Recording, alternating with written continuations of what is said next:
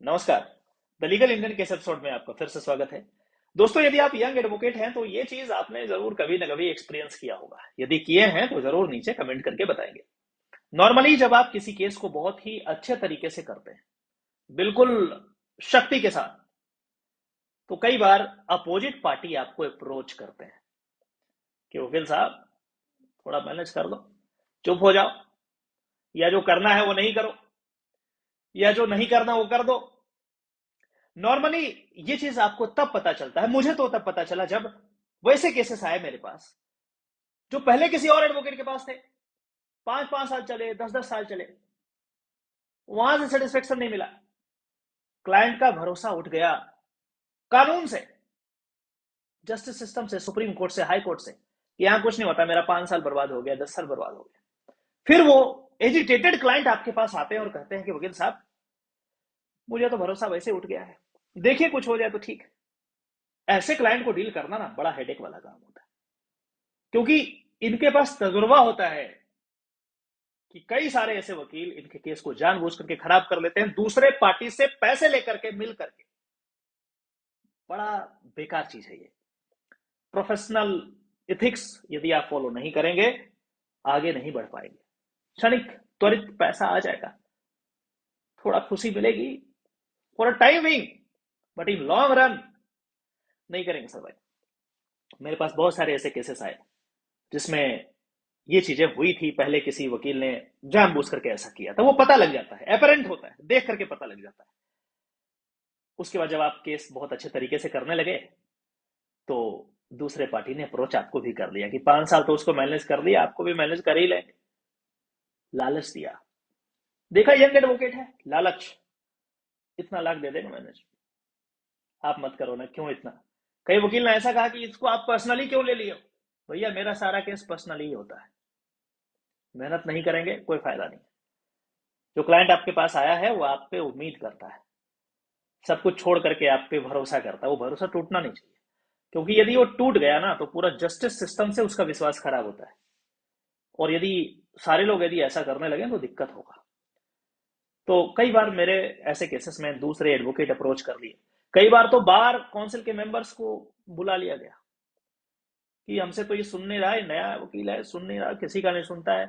आप इस कोर्ट के बार मेंबर हैं तो आप जाके बोलिए, ट्राई कीजिए, बिठाइए, चाय पिलाइए, कॉफी पिलाइए, दूध पिलाइए, जो पिलाना है पिलाइए उनको। पूरा सत्कार कीजिए, रिस्पेक्ट कीजिए। लेकिन कोर्ट के अंदर जिस समय चले गए ना आप, जिस दिन मैटर रहे, ये सारा सत्कार बाहर छोड़ के आइए।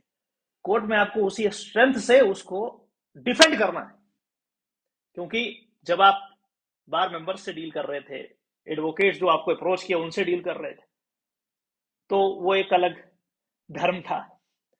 और जब कोर्ट में आप कोर्ट प्रीमिसेस में इंटर कर गए ना आर्गुमेंट करने के लिए, वो एक अलग धर्म है आपका। दोनों को बैलेंस करना पड़ेगा। कभी इस तरीके के केसेस में यंग एडवोकेट स्पेशली, बिल्कुल पैसा नहीं है, बिल्कुल भी नहीं है। प्रोफेशनल एथिक्स का पालन करें, चाहे कुछ भी हो जाए, पैसा नहीं लीजिए।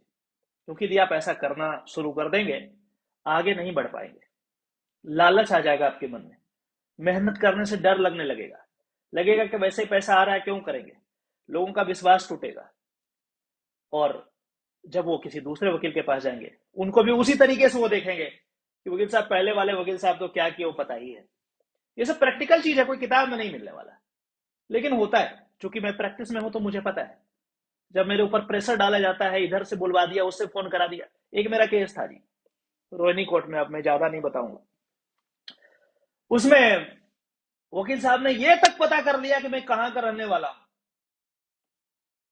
अप्रोच कर लिया घर में, पेरेंट्स को फोन किए हुए, इधर उधर से फोन करा रहा है किसी तरीके से। भैया जब इस रास्ते पे आप आते हैं ना, पेरेंट्स अपने जगह पे, हर बात पेरेंट्स का मानना जरूरी नहीं है। फोन कर दें, टीचर से फोन करा दिया, दोस्त से फोन करा दिया, बार मेंबर से फोन करा दिया, कलीग से फोन करा दिया, आपका चैम्बर जहां उसके बगल वाले चैम्बर से फोन करा दिया, सब अपने जगह पे। सबको बोले हाँ ठीक है, देखेंगे, ट्राई। लेकिन जैसे ही कोर्ट के अंदर घुसे ना आर्गुमेंट करने के लिए, सब खत्म। वहां पे आपको वही करना है जो आपको करना चाहिए। यदि आप ऐसा नहीं करेंगे, लोगों का विश्वास टूटेगा। मैंने तो फेस किया है, बहुत यंग स्टेज में मैंने ये सब फेस कर लिया। कई लाख के ऑफर दिए गए। एक केस था, उसमें बहुत ऑफर दिए गए, इतने लाख दे देंगे वकील साहब, आप क्यों इसको छोड़ दो। एक दिन के लिए वकालत किए हैं, एक हफ्ते के लिए, एक साल के लिए नहीं, जिंदगी खपा दिया। और ऐसा नहीं है कि मजबूरी में वकालत कर रहे हैं, शौक है, मजा आता है, बहुत सारे ऑप्शंस को दरकिनार करके कर रहे हैं। कैसे ले लें तुम्हारा इतना लाख भाई, उससे क्या हो जाएगा। नहीं करो एक्सेप्ट। ध्यान रखिएगा यंग एडवोकेट खास करके, क्योंकि लगता है शुरुआत में भाई इतना पैसा आ जा रहा है, 1 मिनट में आ जा रहा है, क्या फर्क पड़ता है। बहुत फर्क पड़ता है, बहुत फर्क पड़ता है, आपको पता नहीं चलेगा। लॉन्ग टर्म में फर्क पड़ता है। और सबसे बड़ा फर्क तब पड़ेगा जब आप ऐसा काम करेंगे, आपका सारा कॉन्फिडेंस खत्म हो जाएगा। और वकालत कॉन्फिडेंस का चीज है, कॉन्फिडेंस ही नहीं आएगा आपको, तो ये कॉन्फिडेंस को बचा के रखिए। इस तरीके का जो मैनेज करते हैं ना, उससे दूर रहिए, हाथ जोड़िए, अपना काम बिल्कुल स्ट्रांगली करें। आशा करते हैं कुछ जरूर नया सीखे होंगे। यदि कुछ ऐसा आपने एक्सपीरियंस किया है तो नीचे कमेंट करके बताइएगा, हम भी जरा सीखें आपसे। नमस्कार।